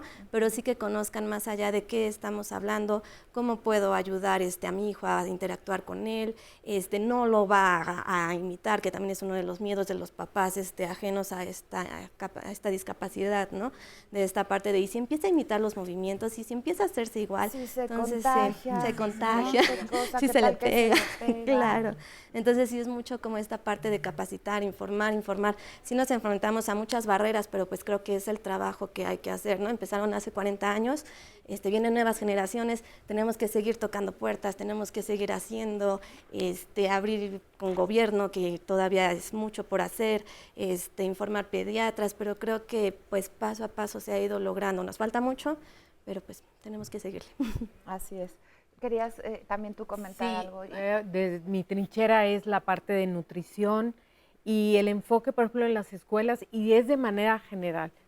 No, como sociedad no comemos bien, y menos nuestros niños, ¿no? Quitar colorantes, quitar tanta azúcar, enseñarlos a comer verduras. Y doy muchas pláticas de eso. Y Cecilia, pero es que él nada más come tortillas con sal, o quiere todo crujiente, por esa parte sensorial, pero la parte sensorial está acá. Percibimos, oímos, degustamos con el cerebro está desnutrido, le faltan nutrientes. Si hacemos todo un protocolo de bajar esa toxicidad de colorantes, de aditivos, de tanta azúcar, porque el azúcar es muy activa en el cerebro, el chico empieza a cambiar conductas y empieza a percibir. Entonces hacemos una parte como integral, no es la famosa dieta, no, es comer bien para permitir que todas las demás terapias se potencialicen. Se potencialicen. Y sobre todo ahí sí es colaboración de toda la familia, porque imagínense qué complicado, y también viéndolo desde la parte económica, tener un menú específico para la persona que está diagnosticada y que lo requiere. Tal vez ahí tenemos que adaptar las necesidades de uno a la nutrición de toda la familia. Sí, pero, o sea, ¿qué es el tema, no? Es que la dieta es cara, la dieta del autismo. Bueno, lo haces lo cara que quieras. La base es comer verduras, y somos un país lleno de verduras. Te vas al mercado, no necesitas irte a comprar cosas elaboradas o industrializadas. Hay que comer diferente. Somos el primer país de obesidad infantil, algo nos está diciendo, y tenemos que cambiar toda la cultura, ¿no? Algo de nos toda está la familia. faltando Totalmente. de información. Mucho. Oigan, bueno, les decía que tenemos más miembros de la misma familia que nos comparten su testimonio. Vamos a verlo para irlo intercalando con lo que ustedes nos van platicando. Un día normal para mí consiste en largos periodos de divagar. Pienso que se ha vuelto tal vez incluso como una adicción. No puedo dejarlo. Mi mente simplemente no se queda callada. Me es muy difícil describir qué es para mí el síndrome de Asperger. Realmente aún incluso después de conseguir mi diagnóstico, nunca me vi a mí mismo como alguien especial. Más bien siempre creí que las demás personas eran raras. Aún después de saber que era al revés. Si tuviera que resumir de alguna manera el síndrome de Asperger, yo diría muy confuso. En un principio, cuando mi madre me llevaba con psicólogos, yo no sabía qué iba exactamente. Se especula que genios como Albert Einstein o Isaac Newton podían haber tenido síndrome de Asperger, lo cual me hizo sentir en un principio que era como una especie de superpoder o algo así. Yo tenía 8 años. Con el paso del tiempo me fueron explicando un poco más y ya lo veía más como lo que es, como un trastorno, pero algo positivo en un principio. Yo sé que muchas personas con Asperger y con autismo realmente se sienten orgullosas de haberlo tenido, están bien con eso, y de haber elegido no tenerlo, simplemente seguirían tal y como son, pero en mi caso yo siento que me ha traído más dificultades que beneficios. Actualmente no podría decir que soy feliz, tampoco tengo depresión, pero podría decirse que estoy regular, aunque hubiera preferido estar bien.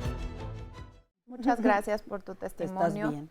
Y aquí ayúdanos a entender la diferencia o qué caracteriza al Asperger a diferencia del otro, el abanico general del autismo. La diferenciación tiene que ver con el lenguaje y con la inteligencia también. Escuchábamos un lenguaje muy claro en el testimonio. Es muy claro, muy propio, sin embargo tiene un lenguaje peculiar. El autismo típico, el autismo de Kanner, no tienen un desarrollo del lenguaje adecuado. El Asperger tiene una alteración en la coordinación motora gruesa, muchísimo más que el autismo típico, que tiene alteraciones en la coordinación motora fina. Hay 2/3 partes de los autistas tienen deficiencias cognitivas, tienen deficiencias mentales, discapacidades mentales. El Asperger, hasta hace más de un siglo, se le codificaba como el síndrome de Savant o del idiota sabio. Tienen áreas de inteligencia y de brillantez impresionantes contra otras que son bastante reducidas. Sobre todo que tiene que ver con la socialización, sobre todo en la socialización. La comunicación, el tipo de lenguaje no está hecho para comunicar en el Asperger. No es para establecer un diálogo con el otro. Busca un público, habla de lo que le gusta, de lo que le apasiona. Y si tú tratas de llevarla a otro tema, se va a desinteresar y se va a ir, o te va a tratar de parar y va a decir, espérate, y va a seguir en lo suyo. A mí me gustaría hacer un comentario.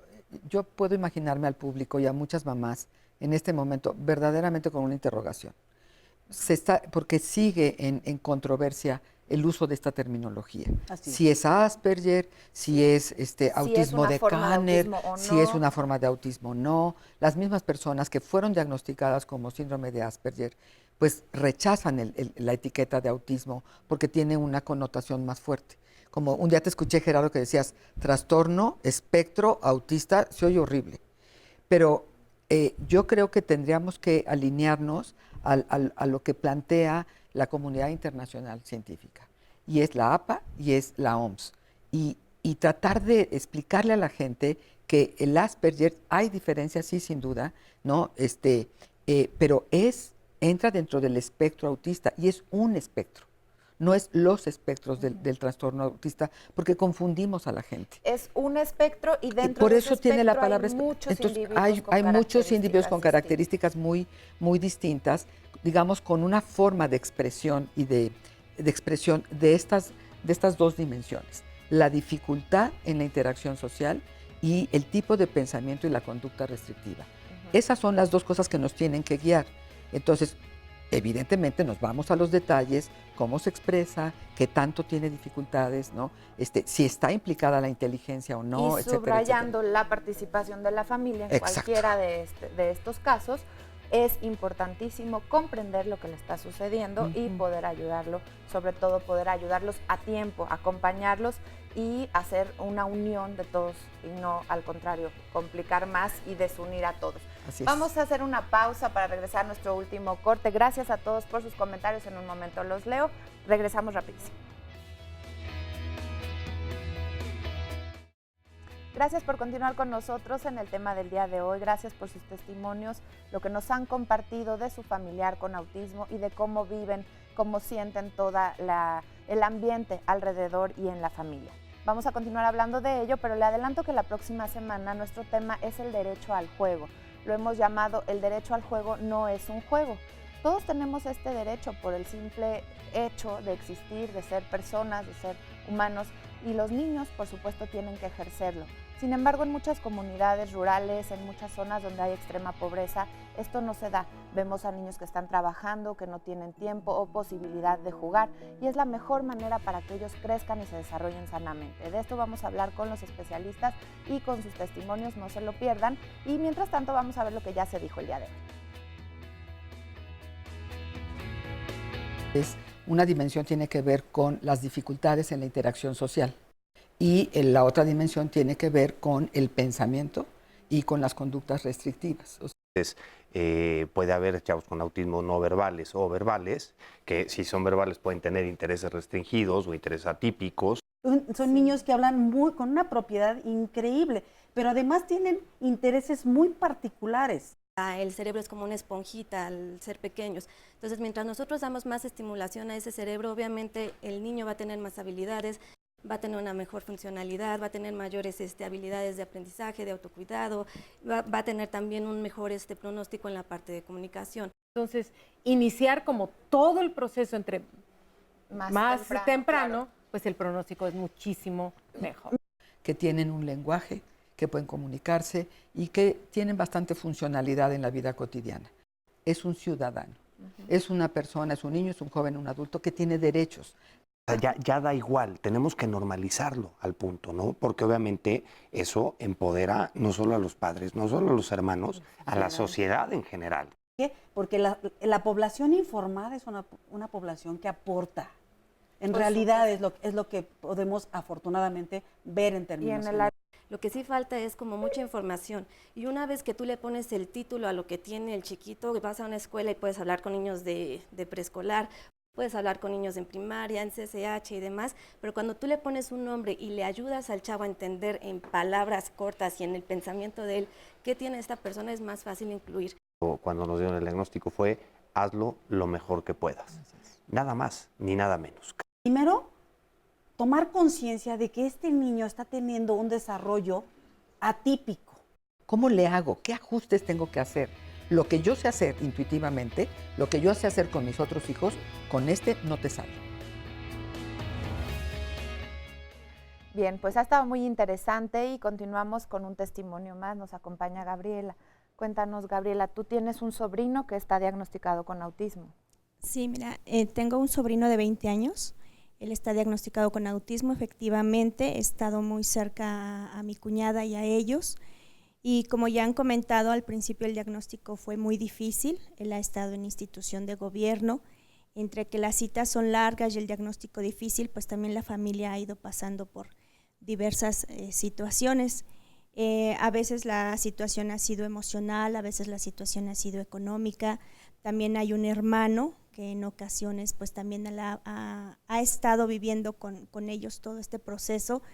Ha habido un duelo también por el que hemos estado pasando. Yo tengo un niño con TDA y bueno, ya de todo lo que se ha comentado en el programa, yo les podría decir que como familiar de segundo grado es muy importante que levantemos la mano y apoyemos a la familia. En ocasiones, si puedes aportar un peso, hay que hacerlo porque efectivamente es un padecimiento que pues nos va a implicar más gastos, pero en muchas ocasiones yo me he dado cuenta que dentro de la misma familia hay quien no se acerca por temor o porque no saben cómo tratar al chico o a la familia o porque no saben qué decir o cómo hacerlo. Sin embargo, yo les diría, acérquense, conózcanlos. Los niños nos van a dar la pauta de cómo tratarlos. Son niños tan nobles, tan amorosos, tan cariñosos como cualquier persona. Entonces yo creo que a veces lo importante es levantar la mano y decir, ¿sabes qué? Decirle a la mamá, descansa un poquito, aquí estoy, préstame a tu niño, me lo llevo con los míos al cine, me lo llevo al parque, te acompaño a terapia, te acompaño a consulta, porque bueno, en este caso ella trabaja, mi concuño también trabaja. Entonces, pues muchas veces no están todos. Mi suegra también apoya, ella es el principal apoyo de ellos, pero yo creo que nuestra obligación como familiar externo es acercarnos y es decir, aquí estoy, ¿en qué te puedo ayudar? Yo tengo un niño con TDA y yo sé que en ocasiones amaneces con la vida revuelta, los sentimientos revueltos, la casa revuelta, los trastes revueltos, y yo creo que es un momento de darte un... Todas se sonrieron todos ahí, sí, como que te entienden. Sí, yo creo que es momento de alguien fuera poder decir, vamos a romper la rutina y qué vamos a hacer. Si ya es cierto todo lo que se ha comentado, esta parte no es menos importante y yo les diría, hay que tratar con estos chicos también de llevar la vida de una manera simple, sin restarle importancia, pero sí los familiares que estamos alrededor, yo creo que jugamos un papel muy, muy importante y tenemos también, de cierto modo, la obligación de conocer, de investigar. Por supuesto que sí. En alguna ocasión, mi niña de 6 años me dijo, mamá, ¿qué pasa si yo tengo un niño con autismo o con TDA? Y le dije, no pasa nada. Será tu reto, como los retos que tenemos todos en la vida. Hay que verlo de una manera completamente normal y tratar de ser felices y de llevar lo mejor posible esta situación en familia. Claro que sí, anécdotas. Yo también tengo una que mi sobrina dice que mi niño tiene síndrome de Lennox-Gastaut y muchas veces decimos que es como un bebé y va creciendo su cuerpo. Entonces mi sobrina le dijo a mi hermana que quería un bebé, pero un bebé que sí creciera, mamá, porque Sebas no crece y yo quiero un bebé que sí crezca. Y entonces mi hermana tuvo toda la misión y la tarea de explicarle en qué consistía y qué pasaba, y visto desde esta forma amorosa, no desde un rechazo, sino de decir, pues tengo un primito que es así, quiero un primito de otra característica, pero tengo un primito con estas características particulares y valiosísimas de cada uno de nosotros. Por supuesto, los tíos, las tías, a cada ratito nos escriben, a cada ratito las abuelitas, los abuelitos preocupados por participar y por formar parte. Es valiosísimo contar con personas como tú, lo que nos narras. No siempre es así, ya lo platicábamos en el panel, no todas las familias aportan, no todas las familias están conscientes, y cuando tenemos un miembro de la familia como tú lo eres, pues hay que agradecerlo y hay que valorarlo también. Y los que puedan sumarse, informarse, aquí tenemos las redes de apoyo y la información para que así lo hagan. Vamos a ver ahora un testimonio más, nos queda tu testimonio grabado, vamos a verlo. Tengo 29 años, mi nombre es Genaro y también tengo síndrome de Asperger.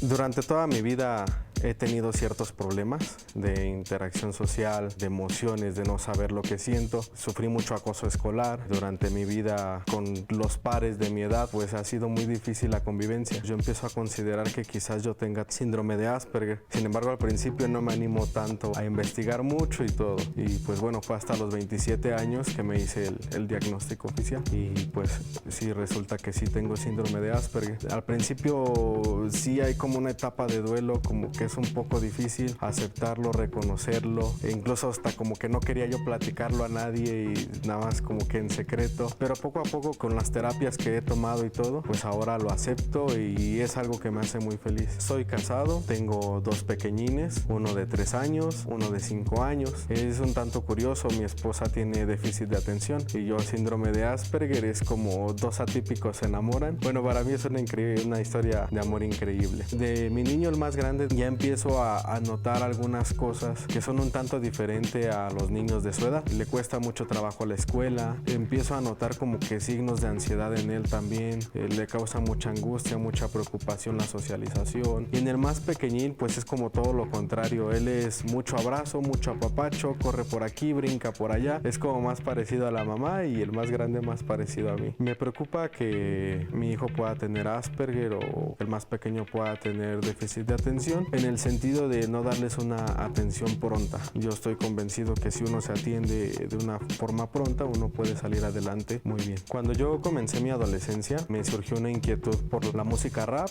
el hip hop, así que poco a poco comencé yo a escribir mis propias rimas, mis propios versos. Fueron pasando los años, tuve una compilación bastante, la cual la reuní toda en un libro. Mi libro también refleja mucho de esas emociones y de esos sentires que yo tengo como una persona Asperger. Ahí está plasmado toda mi emoción desde una perspectiva, desde un trastorno del espectro autista. Es como decirle al mundo, soy un autista, esto piensa y esto siente un autista.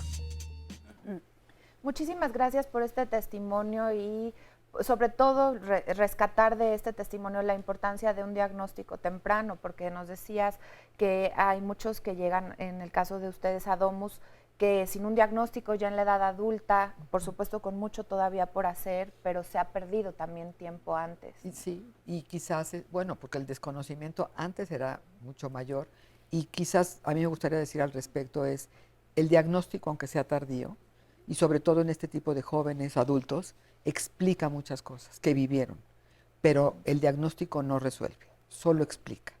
Una vez que tenemos esta explicación, también deben buscar ciertas ayudas para mejorar su capacidad, su comprensión e incluso pues esta experiencia que han tenido, porque vivir con estas dificultades y con esta peculiar forma de funcionamiento de su cerebro, pues sin duda les genera pues una percepción de sí mismos diferente y posiblemente una autoestima un poquito tocada. Sí, lastimada. Precisamente aprovechando que tienes la palabra y que estamos hablando de Domus, ¿qué hacen ustedes en su institución y en el tema de los adultos? Que aquí a cada ratito nos dicen, es que yo ya no sé a dónde llevar a mi joven. ¿Por qué? Porque ya no es un niño, hay mucho más apoyo para los niños. Claro. ¿Qué sucede cuando van creciendo y de todas formas necesitan ayuda? Claro. Pues Domus Instituto de Autismo es la primera institución que surge en México asociación civil para atender a personas con autismo. Nos ha tocado ir construyendo cosas a lo largo de 39 años y ofrecemos servicios desde detección, diagnóstico, intervención temprana, entrenando y trabajando fuertemente en esta etapa a los padres de familia. Atendemos en un programa que ya tiene 25 años en inclusión educativa desde preescolar hasta la universidad, acompañando tanto a la familia, al chavo, como a su sistema escolar. Y tenemos un programa para adultos, uno que se llama Transición a la Vida Adulta, cuando ya dejan de estudiar o cuando ya la escuela no da respuesta a sus necesidades, los pasamos a este programa. Y de ahí al programa SIGLA, que es un servicio de inclusión y gestión laboral. Para muchas familias es muy complejo porque dicen siempre, a veces sí es siempre. Los apoyos se requieren a lo largo de toda la vida. Desafortunadamente para población con requerimientos de atención muy intensos, estamos limitados nosotros y creo que hay una carencia de servicios en México para atender a estos adultos que requieren muchos apoyos, que tienen esta comorbilidad. No hay prácticamente nada, pero para adultos que tienen un nivel de funcionamiento adecuado, que han ido caminando y que tienen esta escolarización, sí hay respuestas. No son fáciles de encontrar. Claro. No es fácil encontrar un empleo para ellos, a veces nos lleva meses encontrarlo. Pero bueno, eso es lo que básicamente hace Domus. Y Domus a lo largo de estos años desarrolló un modelo de intervención integral, en donde abordamos aspectos de salud, la nutrición, aspectos de la familia en el centro de toda la intervención. Abordamos fundamentalmente el trabajar la interacción social, el pensamiento y conducta y obviamente irlos acompañando en la adquisición de habilidades desde bebés hasta la etapa hasta adultos. Y bueno, pues todo esto que dices implica mucho tiempo, tal vez una mamá que dejó de trabajar, un papá que también tuvo que dejar un empleo, costos económicos altísimos, un joven que lejos de estar aportando a la economía familiar sigue costando. Entonces, en esta parte económica, ¿qué también podemos hacer y de qué manera ayudan? Tal vez ahí, Gerardo, ayúdanos. Acabas de dar en un clavo tremendo, que para mí una de las cosas que tenemos que hacer para transformar esta realidad y que no lo hemos medido, no se ha investigado, es el costo social, el costo de desarrollo social. ¿Cuál es el costo de vida de una persona con autismo? ¿Cuál es el costo que estamos absorbiendo como país el hecho de tener a una mamá que tiene que dejar de trabajar para hacerse a cargo de su hijo, ¿no? Yo creo que es un tema muy puntual. Tenemos un proyecto ahí de muy interesante justo para el impulso de generación de esos datos, ¿no? En Estados Unidos la CDC mide pero todo lo que gira alrededor del tema, y aquí en México pues prácticamente buscar financiamiento para un estudio de prevalencia es misión imposible, ¿no? Un tema que no hemos tocado también, por ejemplo, es el tema de integración sensorial, ¿no? Que hablamos mucho de la comunicación, del lenguaje, del comportamiento y demás, pero muchas veces, ¿qué ocurre y qué es lo que detona ese comportamiento, que es la integración sensorial? Una anécdota muy breve, hicimos en colaboración con el Museo de Memoria y Tolerancia, una exposición que se llamaba Así Soy, de discapacidad. Estuvo 6 meses, la acaban de quitar en el mes de julio, metimos una cabina sensorial, ¿no? Como una experiencia. Estaban las paredes pintadas, luces estrobóticas, un audio y demás. Y la anécdota entró una familia, ¿no? Una familia donde entró la mamá y la hija, y entró el papá y el niño un joven con autismo, ¿no? Cuando entran los dos primeros salen todos mareados, todos abrumados del contexto, ¿no? Cuando entra el papá y entra el niño, el papá sale igual mareado, y cuando le preguntan al niño, oye, pero ¿qué notaste?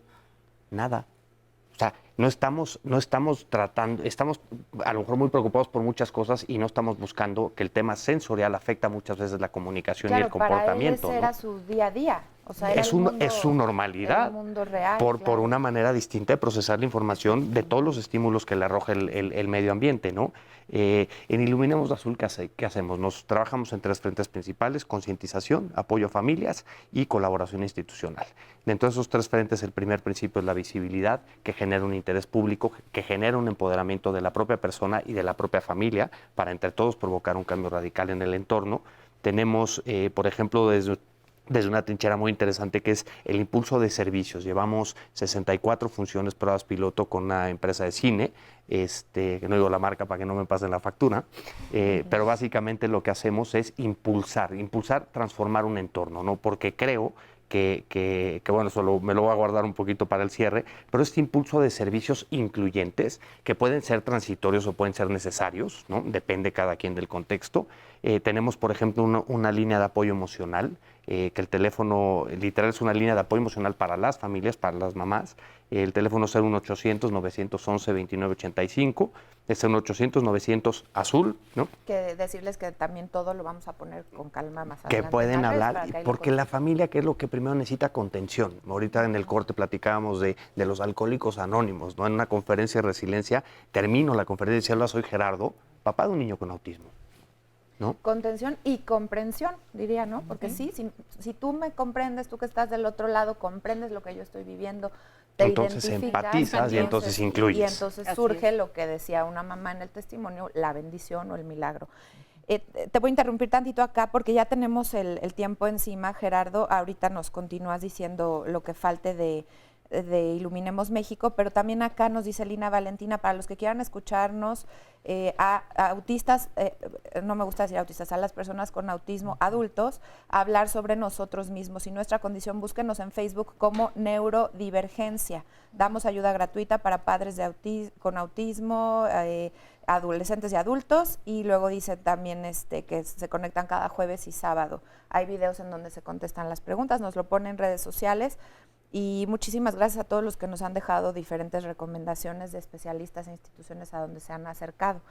Te vuelvo a dar la palabra para que concluyas esto y nos des tu conclusión del programa de hoy, y me voy a ir así en orden porque ya tenemos el tiempo. Se nos puede Primero volar. que nada agradecer, yo creo que esto podemos estar aquí los que estamos hablando 4, 6, 8 horas del tema porque claramente nos apasiona, ¿no?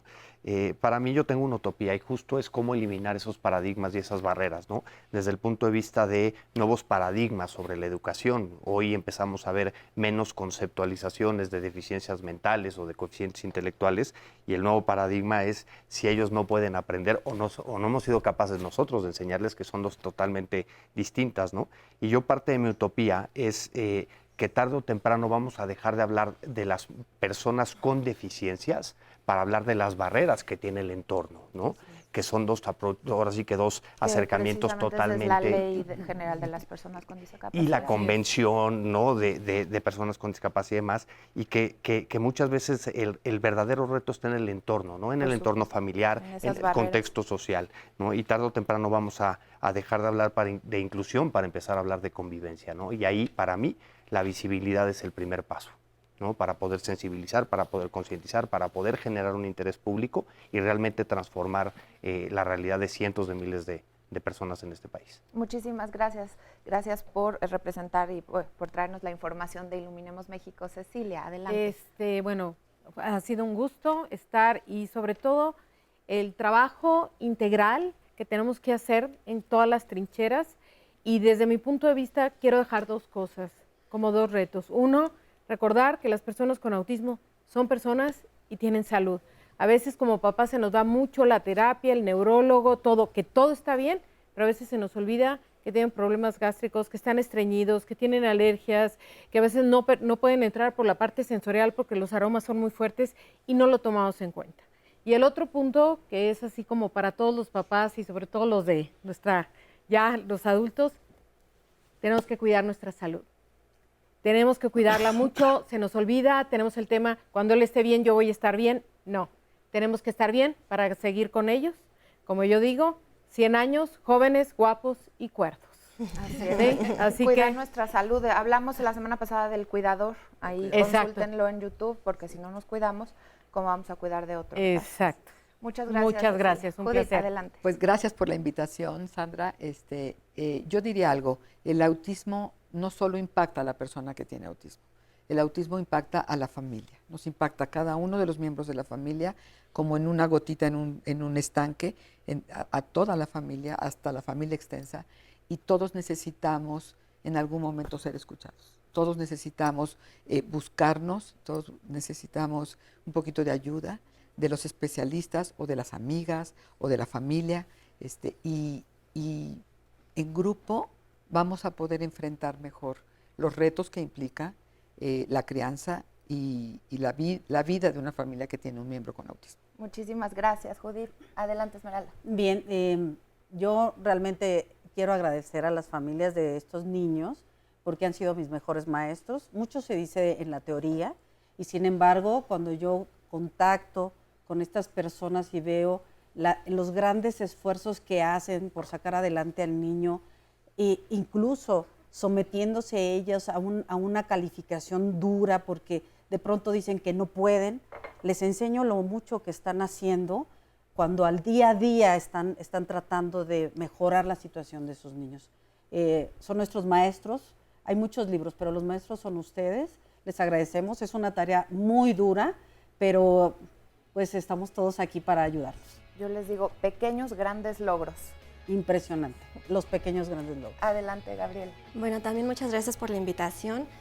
Mi conclusión es más hacia la parte que me toca como terapeuta. Creo que como terapeuta tienes una obligación de ser empático con la familia, de ser ético y sobre todo de empoderarla. Muchas veces los terapeutas somos como un poco egoístas. Entonces empezar a romper esas barreras, enseñar a la familia, enseñar al papá, a la mamá, al abuelito, a quien se deje, no dejarte como el conocimiento y sobre todo no perder la parte de que son seres humanos. Muchas veces ves niños en el día y es así como que el que sigue, o sea, no perder esta parte de que estás trabajando con un ser humano que siente tanto el niño, que definitivamente es un niño que siente, que no te lo puede expresar, pero tienes que ser como muy abierto en todo eso. Y que es un niño único.